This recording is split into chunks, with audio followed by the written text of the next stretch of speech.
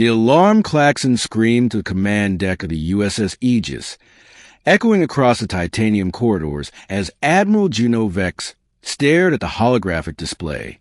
The map of the Andromeda Expanse was a chaos of red, one signal after another vanishing into black holes of silence. Planet after planet gone. "Status?" she demanded, voice steady despite the fire in her eyes. "Admiral, we've lost contact with 6 colonies," said Lieutenant Orrin, his hands flying across the console. "Whatever's out there, it's moving fast." Juno turned toward the viewport. Out there, beyond the stars, lay the heart of the Galactic Federation, home to over 9,000 worlds. But something had come, something powerful enough to erase entire star systems overnight, and it was heading straight for them. The call for help. The first transmission came from Valora Prime, a lush world known for its twin suns and shimmering oceans. The message was fragmented, filled with static and screams. A scientist shouted, "They're consuming the light itself," before the signal cut to black. No one knew what they were. Within hours, every Federation fleet received the same alert. Evacuate or fight. The entity consumes all. Juno clenched her fists.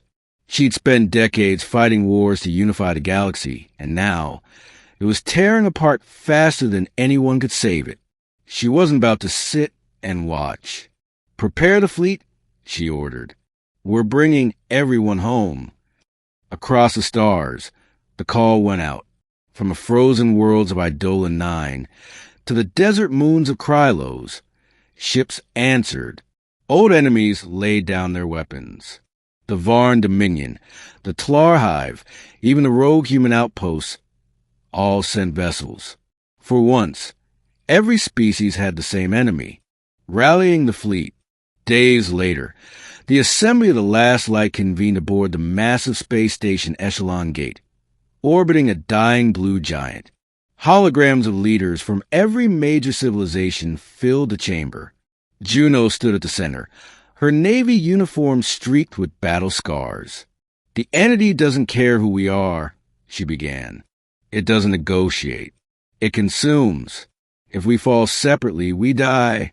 But if we stand together, we might just survive." The Varn warlord growled through his mandibles. "You speak as if your fleets alone can save the stars." Juno smiled faintly. "Not alone, but together we can light the sky brighter than ever before." For a long moment there was silence. Then, one by one, each hologram raised their hand in agreement. The galaxy had chosen the fight. They called Operation Dawnfire, the approach of the void. The first enemy wave arrived without warning. It wasn't ships, it was darkness, a spreading cloud of black matter, devouring everything it touched.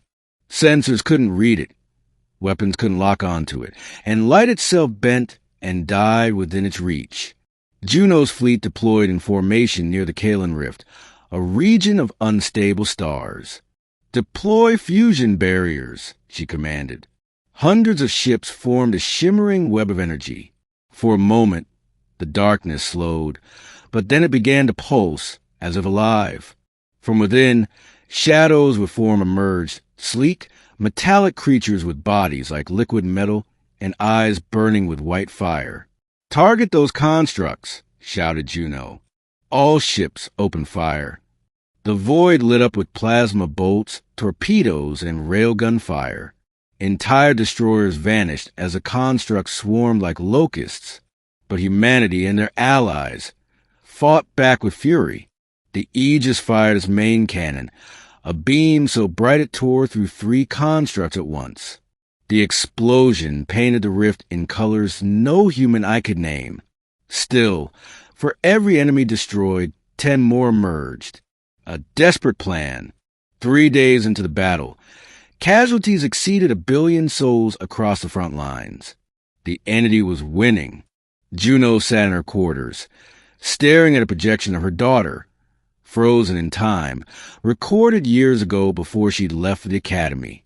"Mom, promise me you'll come home," the child had said. She whispered to the empty air, "I'll try, baby." Then the comm buzzed.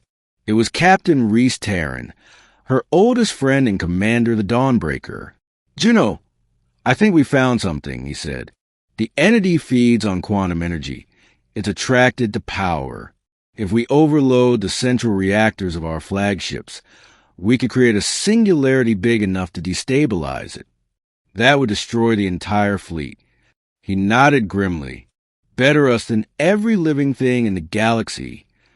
Juno closed her eyes. She'd sworn an oath to protect life at all costs. But sometimes sacrifice was the only path left. "Prepare the fleet," she said finally. "We light the stars one last time." The final stand. At the edge of the Cygnus abyss, the combined fleet assembled. Over 40,000 warships from every known species. Their hulls gleamed under dying starlight. The entity loomed before them, a mass of swirling void that stretched across entire sectors. "This is Admiral Vex of the United Galactic Fleet." Juno's voice echoed across every channel. "We stand not as humans or Varn or Tlar. We stand as one galaxy. And today, the darkness meets its dawn." Engines roared. Cannons blazed. The fleet surged forward. The Aegis led the charge, firing continuous beams into the black heart of the entity. Dozens of ships exploded in brilliant bursts, their reactors going critical, each detonation tearing at the entity's form. As the black mass screamed across space, it began to collapse in on itself, light finally returning to the stars it had devoured. Juno's ship was hit hard. Fire tore through the command deck. "Admiral, reactors are unstable," Orrin shouted. Juno gripped the command rail, eyes locked on the fading dark. "Then let's give it everything we've got." She keyed in the override. The Aegis reactor surged past containment. Outside, the ship's hull began to glow white-hot. For one fleeting instant, the ship became a miniature sun. Then it exploded.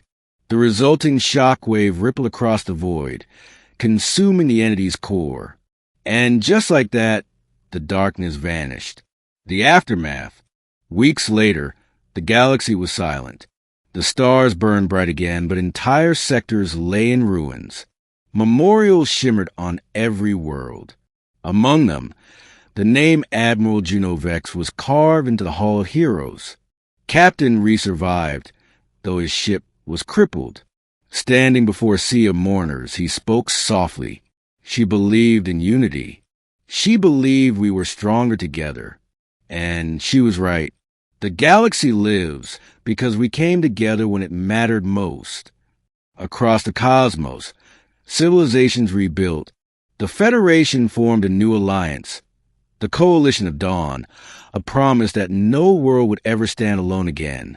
And high above, near the edge of the Kalan Rift, fragments of the Aegis drifted in orbit, their hulls still glowing faintly, like embers refusing to die. Epilogue. Years later, deep in a forgotten observatory on Valora Prime, a signal pulsed faintly in the darkness. It was old, encoded in the same frequency as the Aegis. A voice whispered through the static, broken but unmistakable. "This is Admiral Vex. The light endures." And across the galaxy, every beacon flared in response. The fleet had not vanished. It had become the light that now guided the stars themselves.